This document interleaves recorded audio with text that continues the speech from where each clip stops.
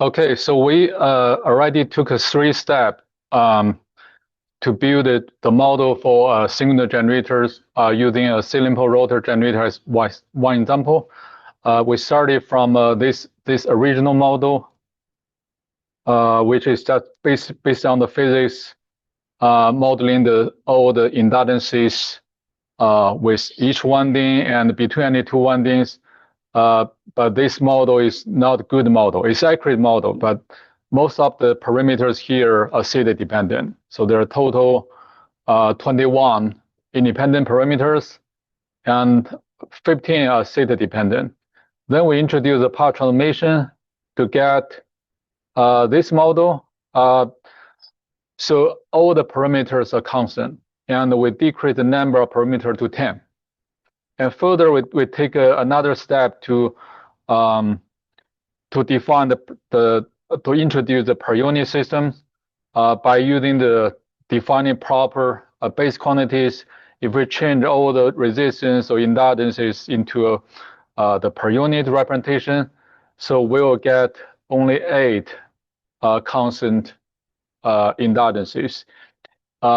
So which means we assume the mutual inductance in DSs are all equal. So this LED is to model the per unit value of any mutual inductance in the DSs. Although their physical meanings can be different because some mutual inductances are actually between the stator winding and the field winding, some between stator winding and the damper winding. But once we change everything to per unit, in the DSs, the mutual inductance are all equal to LED. And the QS's inductance, mutual inductance, all equal to LAQ in value, in per unit value. So that further reduced the number of inductance from 10 to 8.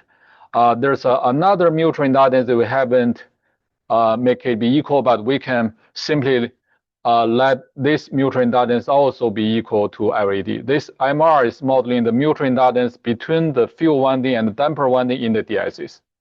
Okay, so if we make this assumption, then we can further reduce number of inductance to 7.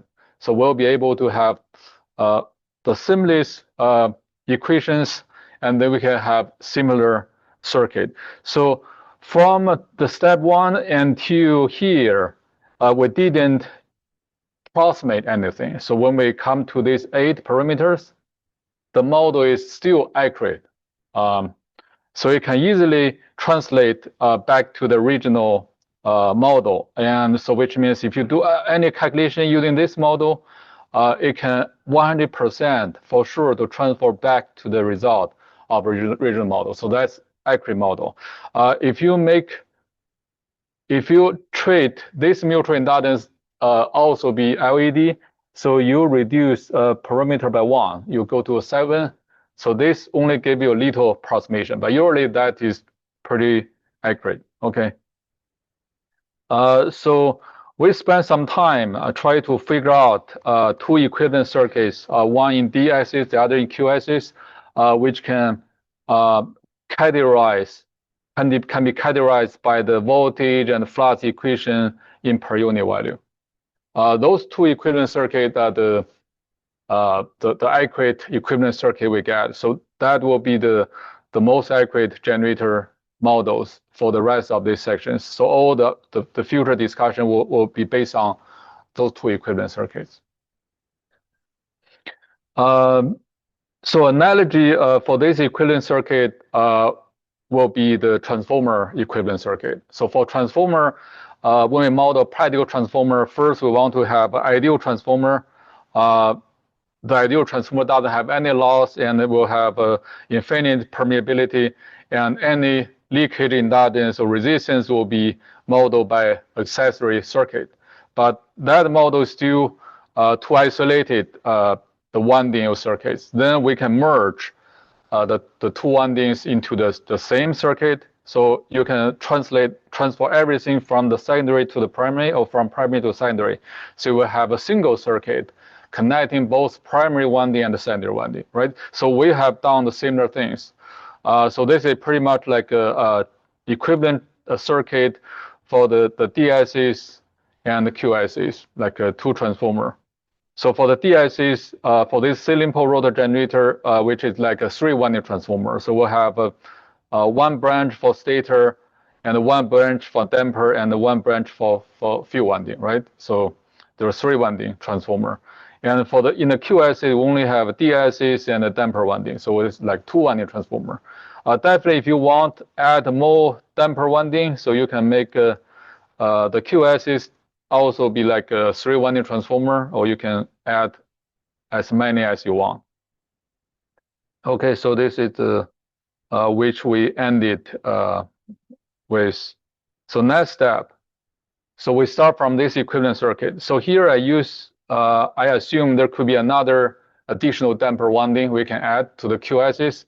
So if we add this one, so this pair of equivalent circuits will be good to model round rotor, because we have the 3 windings in each axis. We have 3 in D and 3 in Q, so to give us some symmetry. If you like, you can add more damper winding in D, and you can add more damper winding in Q. You can decide how many windings you want to model. But this the circuit is okay. It's pretty neat and also accurate.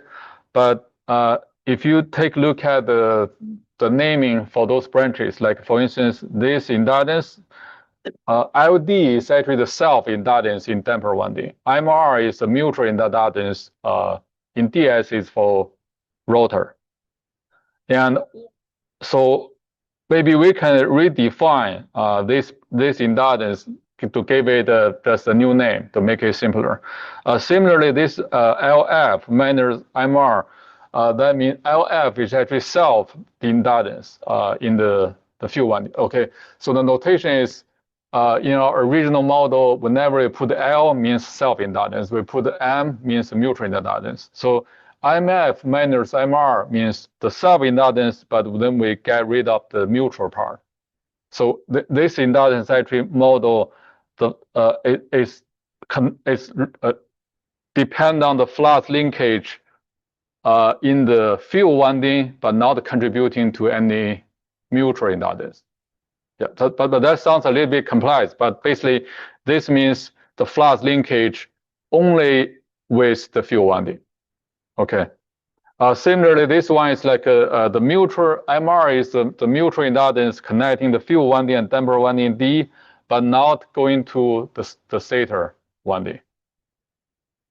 So if I have to visualize what this one means, so let's go back to the original this figure.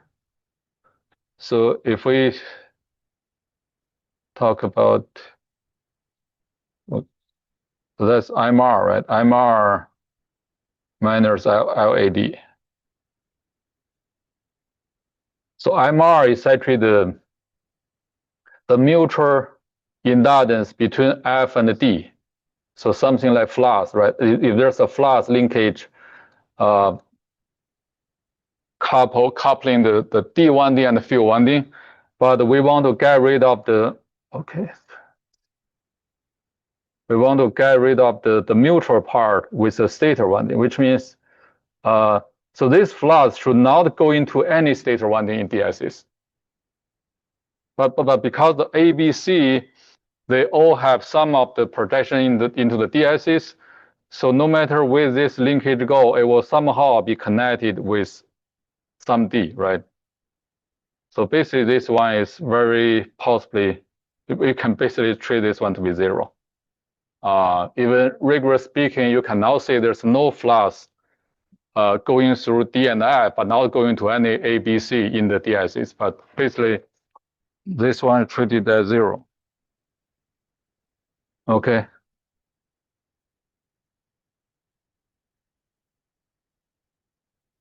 So simply we just assume this one to be 0. So that further simplify our circuit. So basically, you can get rid of this part. All right, so next step, we want to give each inductance or resistance a new name just to make it simpler.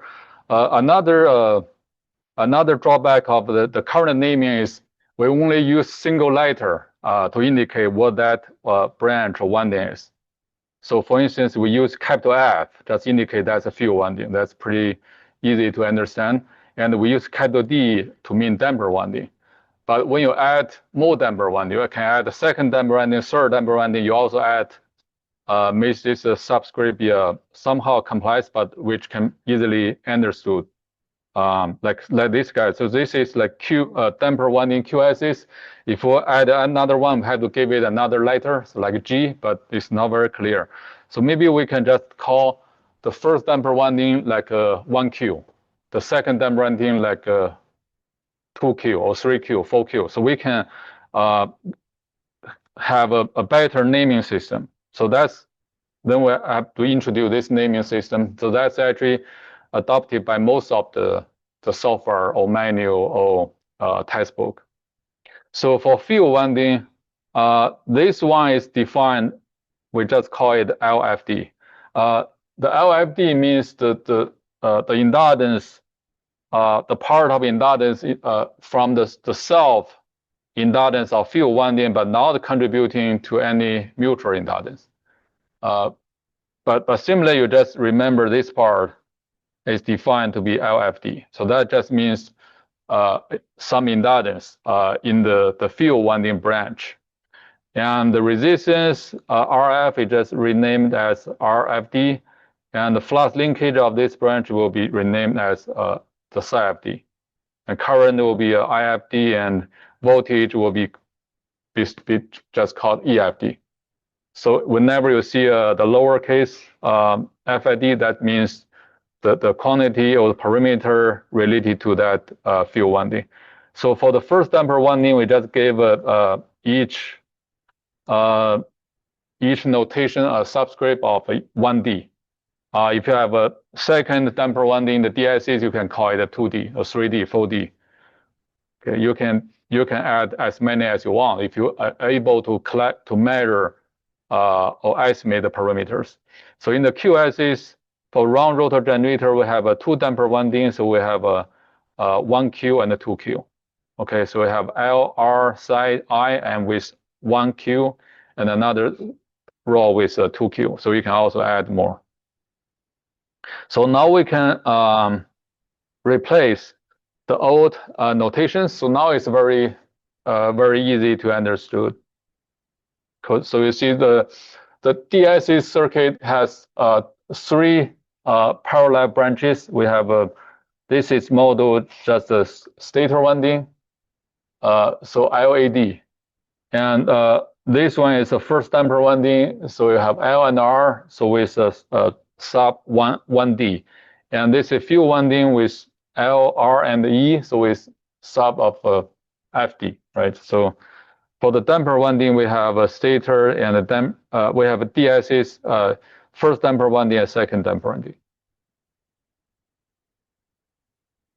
So we can rewrite the voltage and flux linkage equation into this following. All right.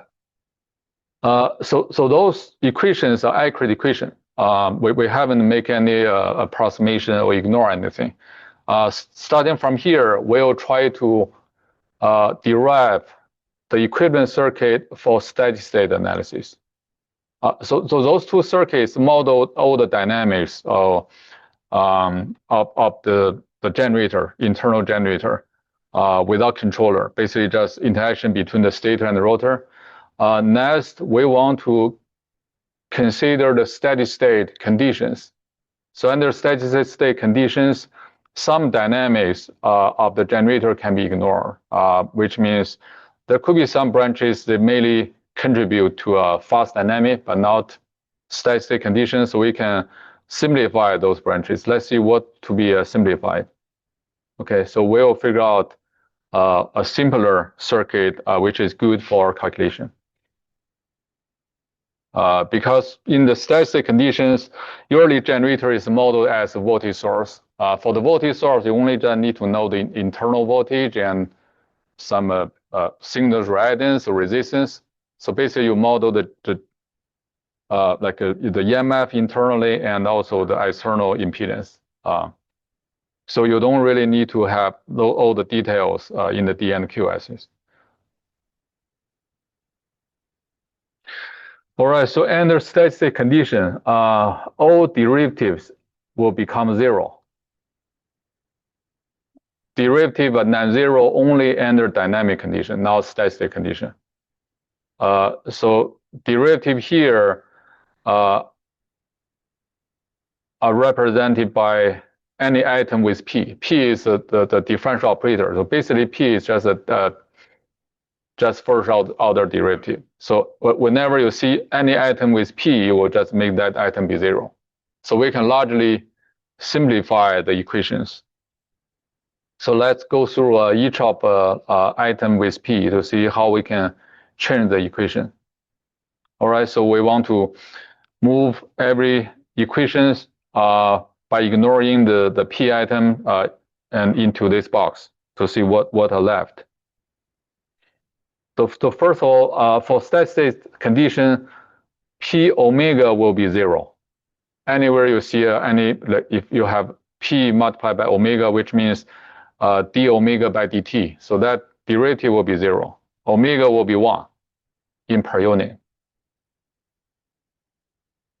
So that omega will be same as the frequency base, which is the per unit will be 1. So that means if we define the reactance as the product of omega and L, right? Because omega is 1, so we can get rid of this omega. So L will be X. So in the following any equation, if we are talking about steady state condition, L is always can be replaced by X, okay, or vice versa. So it doesn't matter you use L or X, they basically mean the same thing. Actually, I explained in the previous lecture. So even for dynamic condition, if you assume you have frequency protection that can limit the frequency deviation from half hertz, you still can treat every L as X. So that doesn't cause too much error. So we can replace omega in the equation by 1. So let's see the first one. For this one, so this means the change of the field winding flux linkage. So if this one becomes 0, and the first equation only have one item left. Okay, so we can move that to the box. So the field winding voltage will be equal to basically just the voltage drop on the resistance, the field winding resistance.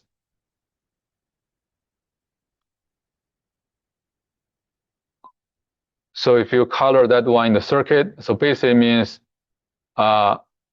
this branch will have a short circuit because this voltage is equal to the voltage drop on this resistance, so which is equivalent to connecting those two terminals directly.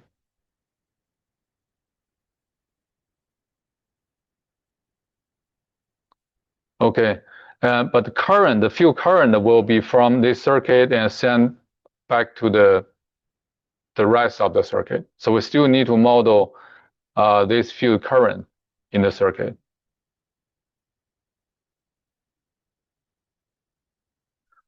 For the second equation, so this one will become 0. So if this is 0, we can get rid of this item.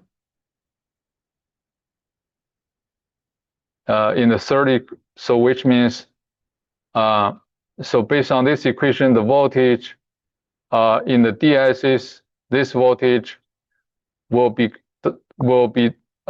equal to the voltage drop on this resistance and also this speed voltage. So which is equivalent to connecting those 2 points directly. So that actually isolates this part of the circuit from the rest of the system. although those are connected in the same circuit, but under static condition, basically this branch is isolated from rest. So in the third equation, the first damper winding flux linkage doesn't change. So this one will be 0. So that directly means this item also 0. So which means the damper winding current in the axis has to be 0.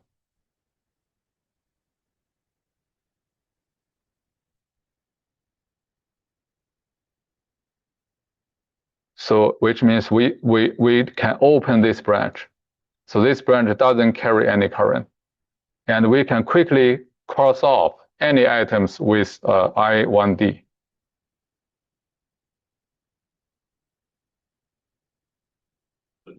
So for the next equation, so the change of the flux linkage in Q axis will be 0.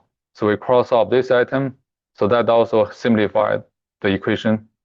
So that means we can do a short connection between those 2 points. Because the voltage of EQ is completely become the drop on this resistance and also due to this speed voltage. So that also separate the stator branch from the rest of the circuit. By separating, I didn't mean they physically disconnect from the state rotor.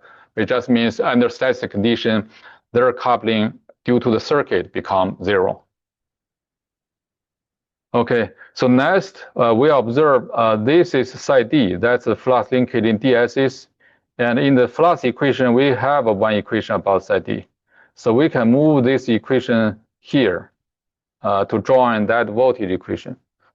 So that will give us just single equation. So those two equations will merge to one equation.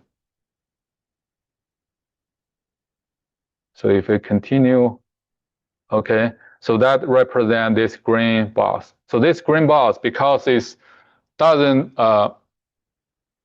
affect too much on the left side of this boundary, but this one still exists. But this item will appear in the equation about EQ. So that means this green part, instead of connected with the DIC circuit, it contributes more to the Q IC circuit. So this green part will become a source, staying here. Okay, so if we continue for the last voltage equation, if we get rid of this P side 1Q, so we know the damper winding current in QIC is also be 0. So which is like we just open this circuit and we can cross off any item with I1Q. Okay, so we get this conclusion. So under static condition, damper winding currents are all 0. We don't need a damper winding current, right? Because you think of the function of damper windings, they try to convert the oscillatory or shaking energy with the rotor into some heat. So if the rotor is not oscillating, it's just smoothly running at constant speed, there's no need to have damper winding. Or even you have damper winding, they don't have current. So damper winding current will be 0. So that makes sense.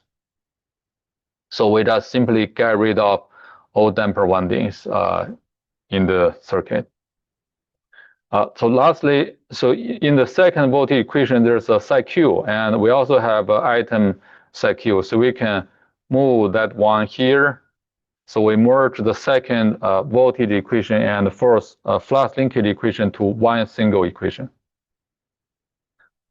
And that item means, so if there's any voltage due to this part of flux, and this one doesn't influence directly on the QIC circuit, but it will add voltage to the DIC circuit. So this one will influence the d-axis voltage. So next, we just move everything left, from left to the bus. So now we only have three equations for voltage and three equations for flux linkages. So we largely reduce the number of equations from original 5 plus 5 to a 3 plus 3. Okay, so those are the equations to model the generator as voltage source in the static condition. But you may think, okay, so that still looks too complex, right? So I remember from the static analysis, when we calculate power flow, I treat the generator as just the PV bus or voltage source, which is a single circuit, a single element. Maybe something look like this one. But how does those two how can we make those two circuits merged into this single one? So this is accurate.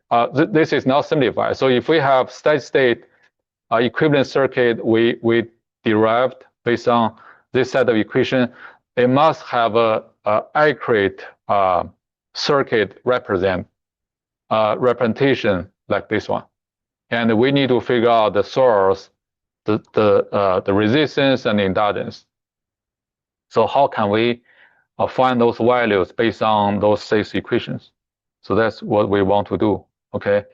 So one idea is, here we have the voltage in the d-axis and voltage in the q-axis. Maybe we can make it be a complex number. So we make a ED as the real part, EQ as the imaginary part. So the complex number will mean some phasor.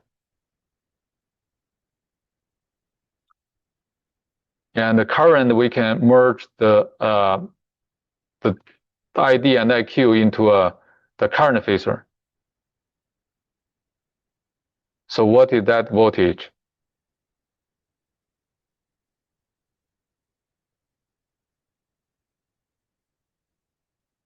Okay, so let's figure out how to find those parameters, the readings and the voltage, the EMF for this equivalent circuit. So we start from the 2 equations about voltage, so that actually connect the readances and the current from the previous 2 equivalent circuits. We want to figure out how to merge those 2 equations to become a single equation categorized in this one circuit. Okay, so we know that we define the current phasor as just the complex number based on the ID and IQ, and the voltage phasor as complex number based on ED and EQ. Okay, so we can plug in those 2 equations into voltage here. Okay, so next we want to figure out what this voltage is. So this EMF is actually orthogonal to the field current. Why? Because this voltage is induced by the magnetomotive force due to the field current. So based on the Faraday's law, if this current change or revolving, the voltage induced will be lagging this current by 90 degrees. So if you find the in the classes of 421, actually there are a few slides explaining this EMF due to this field current will be always lagging the field current by 90 degrees. Okay, so which means for whatever directions this field current is facing, the voltage will be lagging this one by 90 degrees. So if we treat FD in d-axis, because the field winding current is in the d-axis, so this voltage will be always in q-axis.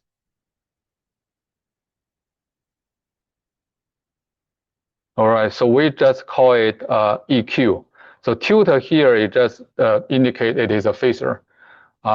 So in my lectures, so if you see any tilde, that basically means a phasor. Without tilde, just means the magnitude. So like this one, the IT tilde means the phasor, the ET tilde means the phasor of the voltage. So we give it a magnitude value, EQ, and also angle. So that delta I is actually the rotor angle, but I call it delta I means this angle relative to the terminal bus, not the actual angle. So I will explain this one later. Okay, so our goal is to have this single equation derived from the two equations. And this single equation can tell us what this circuit is, right? We can use this single equation for the rest of calculation in the steady state condition. Okay. This is also our familiar form of equation to model a singular generator. So if you remember the generator model in the 421 lectures. So this is the voltage, and this reactance is called the singular reactance. So we just need to compare this equation and that equation, so we can figure out which part will define EQ and which part define the XS. So the final answer is XS has to be SQ. So the stator reactance in the Q axis will be the singular reactance, will be this equivalent reactance here. And this whole bunch will define what this internal voltage is. So it's always in the Q axis. Okay. So if we ignore saliency, if we consider round rotor generator, so the ED, SD, and SQ will be equal.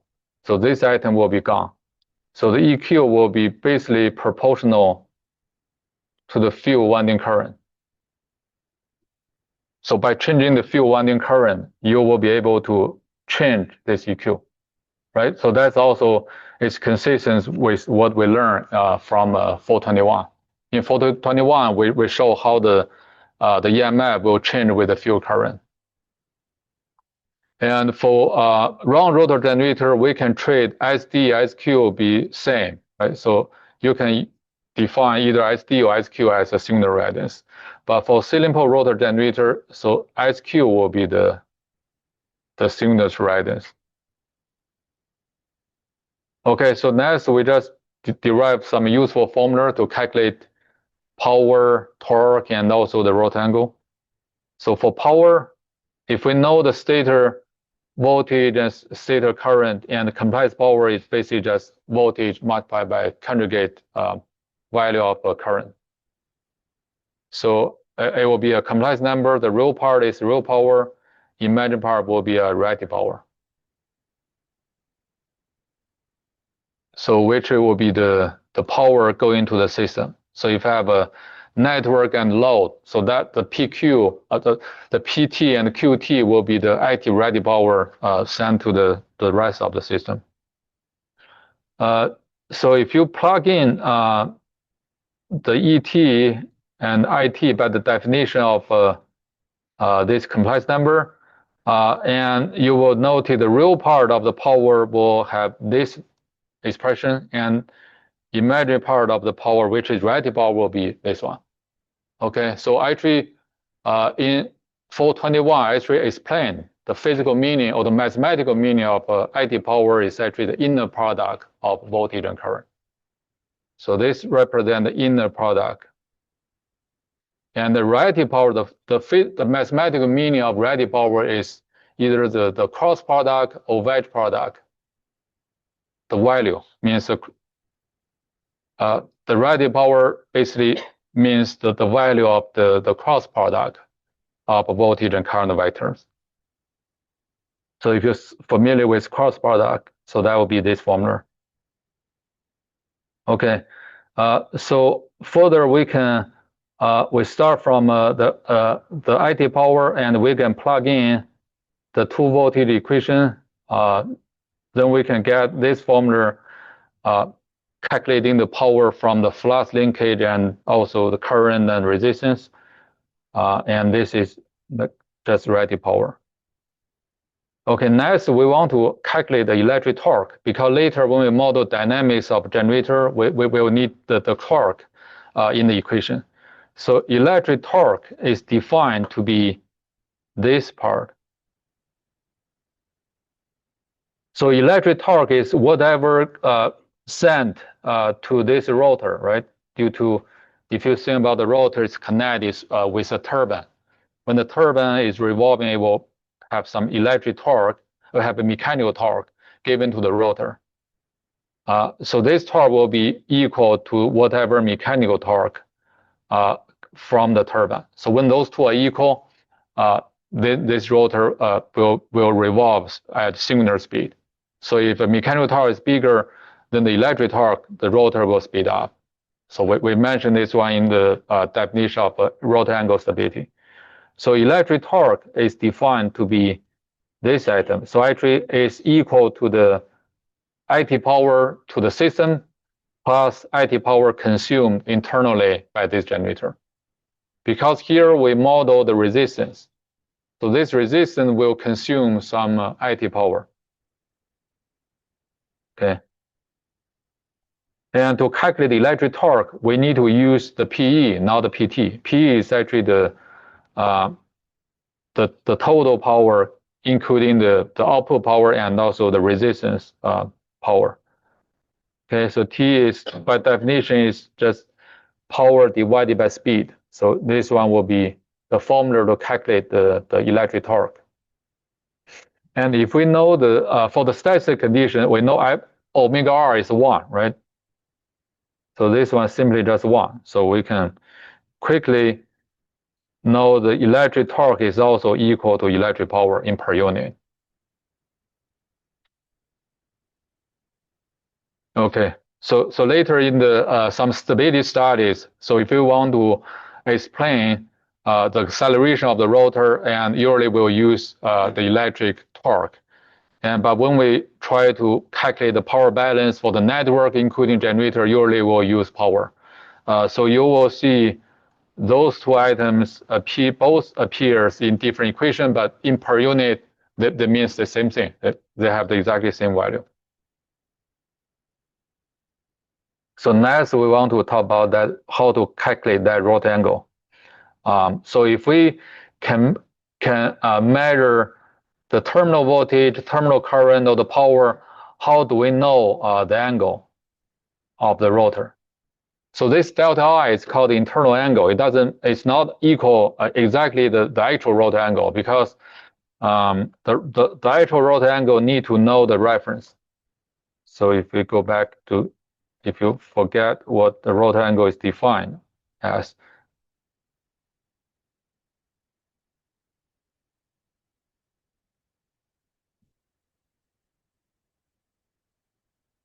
So the physical position of this rotor, the QS is defined by theta, but theta is not rotor angle. Theta is the physical position of the rotor. Rotor angle is defined to be a delta angle, which is in the QS direction, relative to a reference axis. So this reference axis is not fixed there. It's just revolving at singular speed. So to know the rotor angle delta, you have to give some reference, and the delta is the angle relative to that reference.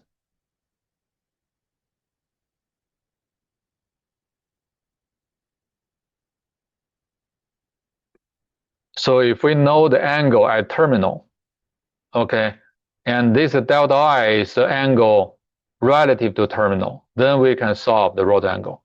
So delta I here is actually the angle of the rotor relative to the terminal of this generator.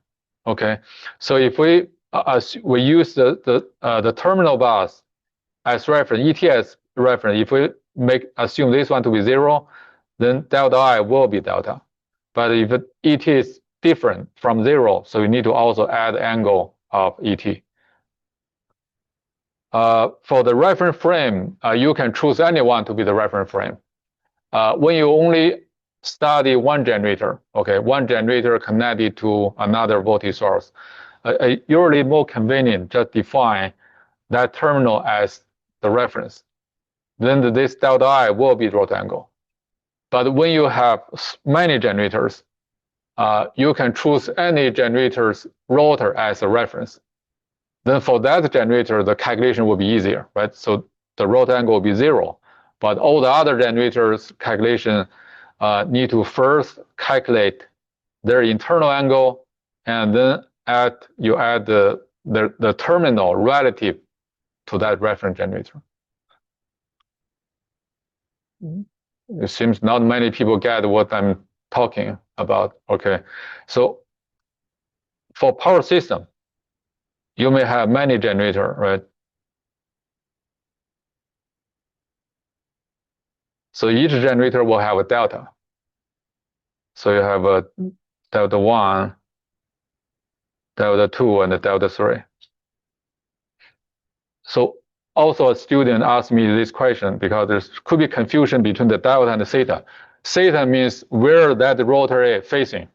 Okay, so if you have a camera, you can put inside of the signal generator, and which can take high quality, high speed video, you may know where that rotor is facing. But that doesn't is not important at all to operator. Operator don't worry about where your rotor is facing, but they worry about whether those delta will be close enough. Because any two delta is separate too much. Let's see, those two delta has too much difference, bigger than 180 degrees. That system will be unstable. Okay, so if you only just want to find this delta, definitely the most convenient thing is you just treat this as the reference, the angle at this bus. So you make this angle to be 0. Okay, then the angle relative to terminal will be the rotor angle. Okay, but that will cause some complication for the other generator, because you need to know how the delta 3 become relative to that reference. So eventually you still need to find some common reference to calculate each delta. But for now, we don't worry about the system. We only, let's just treat this terminal has 0 angle. Then we can only figure out how the EQ, which is the direction of the rotor, relative to 0. Okay, we want to just figure out the angle of this EQ. Does that make sense?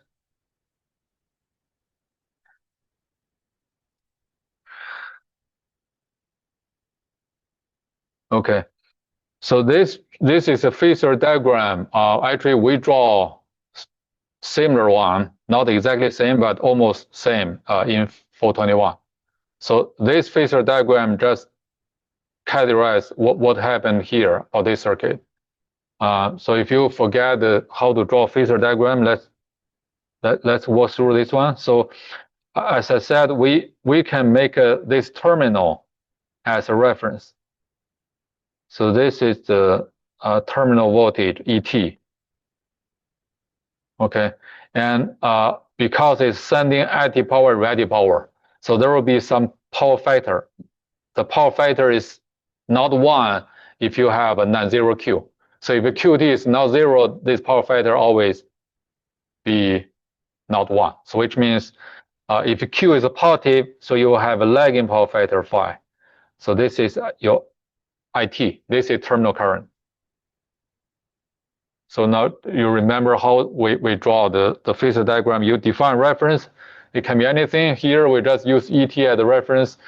Then we draw the IT, which is the current of the generator lagging the voltage by power factor angle.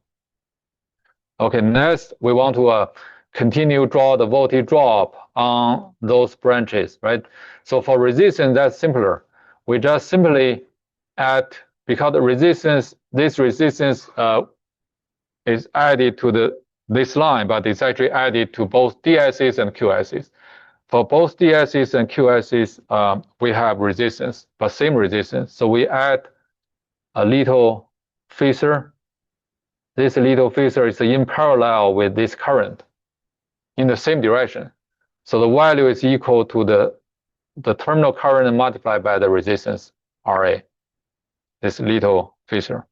The next one, we need to add another Phasor on this radius, because this radius is equal to SQ and it's imaginary.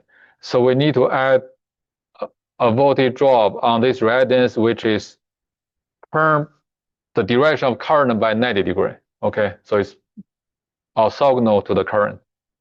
So then it make up this internal voltage, right? That's how we draw the Phasor diagram.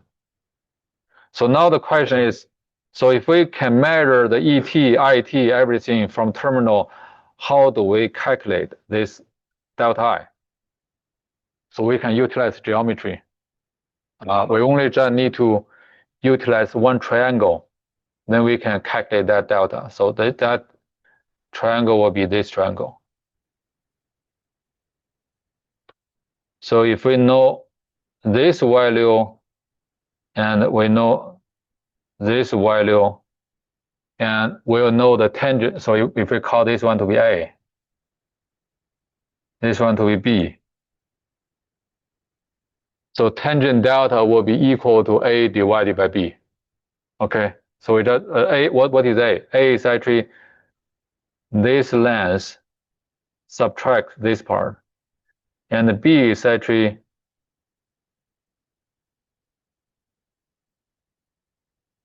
this part at that part. So that will give us the formula. Okay, so to know the magnitude of current, we can use this formula. So the numerator basically just apparent power, absolute apparent power, and divided by the magnitude of voltage. And this is also from definition to know the power factor angle. So finally, we can use this formula to calculate the delta I. Okay. So the numerator will be this item subtract this item. And denominator will be a 3-part. And you make it clean up a little bit.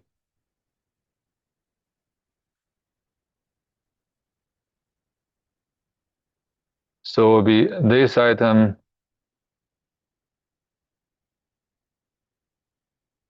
add this item, then add this item. So together will give you this length. Okay, so then you can calculate delta I.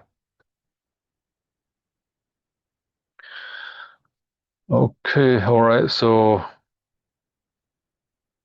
I may not have time to finish next part. Yeah, so we can leave it next week. So the next part is talk about the situation about the generator.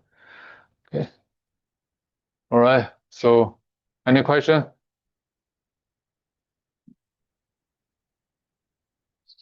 So is this too hard or too challenging?